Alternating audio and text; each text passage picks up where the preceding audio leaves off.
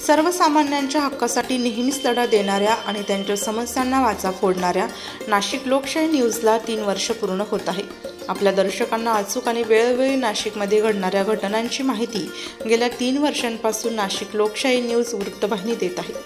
नाशिकमधील नागरिकांना विश्वासाने आणि निपक्षपातीपणे बातम्या देण्याचं कार्य लोकशाही वृत्तवाहिनीच्या माध्यमातून होत असून यशस्वीपणे 3ऱ्या वर्षात पदार्पण करणाऱ्या या वृत्तवाहिनीच्या वर्धापन दिनानिमित्त दिंडोरी कृषी उत्पन्न बाजार समिती सचिव जगन्नाथ कारभारी जाधव यांनी शुभेच्छा दिल्या आहेत। नमस्कार, मी जे.के. जाधव, सचिव दिंडोरी कृषी उत्पन्न बाजार समिती। आमचे मित्र विश्वास लचके यांचा नाशिक लोकशाही न्यूजचा 3रा वर्धापन दिन संपन्न होत आहे, तरी त्यांना 3रा वर्धापन दिन निमित्त मी त्यांना शुभेच्छा देत आहे। आज 3 वर्षात त्यांनी चॅनलच्या माध्यमातून चांगली कामगिरी करीत आहे। यापुढेही ते अशीच कामगिरी करीत राहावं।